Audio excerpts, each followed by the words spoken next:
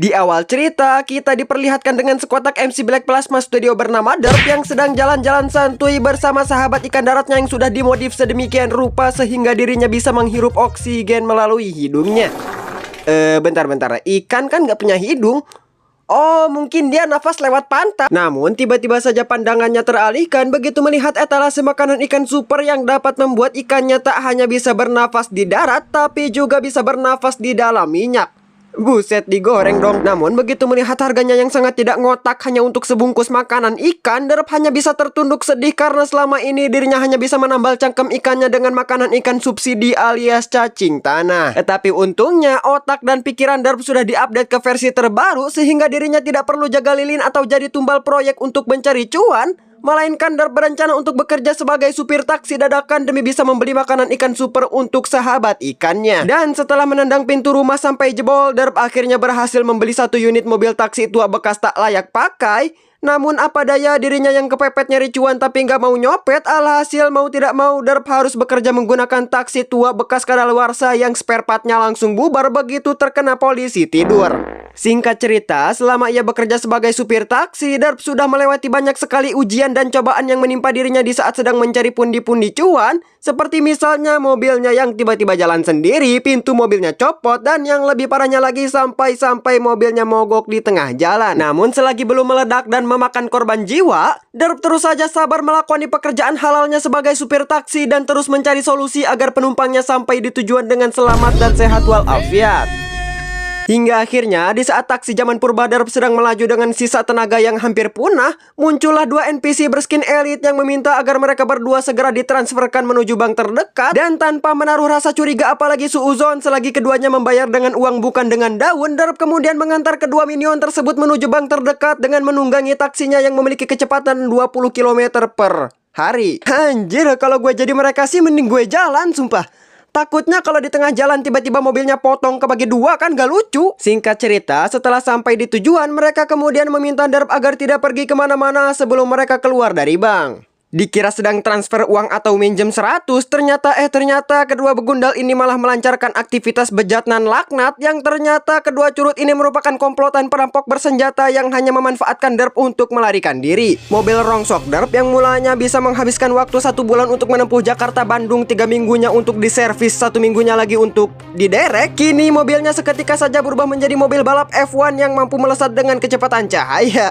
Buset, emang ya selain manusia mobil juga kalau panik suka nggak inget kondisi. Itu mobil sekali tabrak meledak juga masih bisa dibawa ngebut. Sampai tujuan kagak, sampai surga iya. Hingga di saat lagi asik-asiknya mendekatkan diri kepada Yang Maha Kuasa, tiba-tiba saja aksi mereka dipergoki oleh seorang polisi yang sedang memberikan surat cinta kepada masyarakat. Namun di saat ia mau join main kejar-kejaran, dirinya lupa membawa Johnson sehingga memaksanya untuk meminjam Johnson milik NPC agar dirinya bisa menghentikan laju mobil goib milik Derp. Namun si begundal yang gak mau dirinya masuk jeruji besi dan diperkosa gay penjara, ia pun tak segan-segan menyepam tembakan shotgunnya ke arah polisi yang membuat si polisi kesulitan untuk mendekati dan menyenggol mobil milik Derp. Sementara itu, Derp yang takut kena azab murka developer karena dirinya membantu penjahat dalam melancarkan aksi bejatnya, ia kemudian menabrakkan mobilnya ke sisi jalan sehingga membuat mobilnya hampir jungkir balik, tapi nggak jadi karena videonya gua reverse.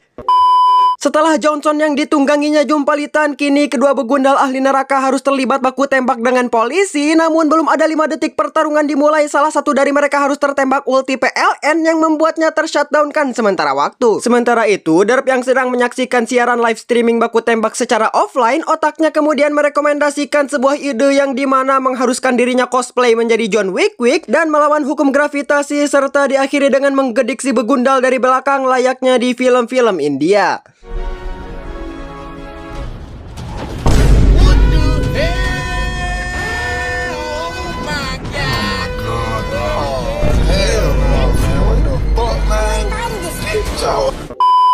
Namun sepertinya khayalan Derp terlalu jauh bagaikan jarak Bandung ke bulan, yang dimana disuruh cosplay jadi John Wick, si geblek malah lompat gak jelas kayak orang mau mengakhiri hidup. Tapi untungnya justru ketololan Derp malah membantu Pak Polisi menembak senjata si begundal, dan bukannya langsung sembunyi, si begundal malah pelangak-pelongo melototin Pak Polisi. Mungkin dikira punya kekuatan telepati kali ya. Itu woi, di belakang lu ada ikan. Dan entah karena buta map atau buta beneran, Darp kemudian berhasil menggedik kepala begundal menggunakan ikan batu bataknya, sehingga saking kerasnya wujud si ikan sampai-sampai hantamannya dapat meng-shutdownkan korban yang dipukulnya. Ini ikan belum dikasih makanan super aja udah super anjir. Gimana kalau udah dikasih makanan super? Jadi dewa kali ya? Singkat cerita, setelah resign sebagai supir taksi karena kini mobilnya sudah tidak berbentuk mobil lagi, Darp kemudian kembali mendatangi toko penjual makanan ikan dengan maksud dan tujuan menengoknya tanpa membelinya, karena kini seluruh harta kekayaan di dunia milik Darp sudah habis terkuras. Namun bagaikan sudah jatuh tertimpa durian serta pohon-pohonnya, Darp malah mendapati makanan ikan super yang selama ini ia damba-dambakan sudah habis di check out NPC lain. Tapi baru juga mau pulang ke rumah sembari bikin status WA sedih disertai gambar anime bugil, Darp tiba-tiba saja bertemu dengan polisi baik yang sudah menolongnya, dan sebagai imbalan karena Darp sudah membantu menjebloskan dua begundal masuk ke dalam penjara, Pak Polisi bahkan sampai rela menghabiskan seluruh hartanya untuk meng-giveaway-kan makanan ikan super kepada Darp secara gratis. Ini yang jadi pertanyaan, dia tahu dari mana anjir Darp lagi butuh makanan ikan super? Apa jangan-jangan Pak Polisinya...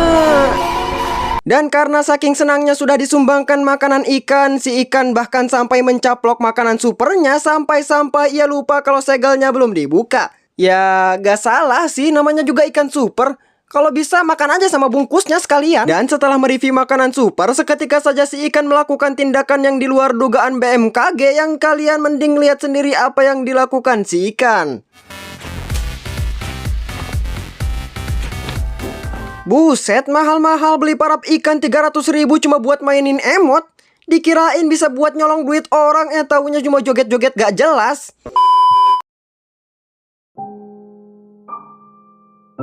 Jika kau menginginkan sesuatu, ambillah dengan cara yang halal, karena kita manusia mahal yang masih memiliki moral yang harusnya bisa berusaha dan tawakal, bukannya malah melakukan sesuatu yang ilegal hanya untuk kenikmatan dunia yang tidak kekal. Karena sejatinya berbuat baik tidak harus mengharapkan imbalan, tapi berbuat baik sudah pasti mendapat balasan, karena Tuhan tahu mana yang pantas mendapat hukuman dan mana yang pantas mendapat kenikmatan.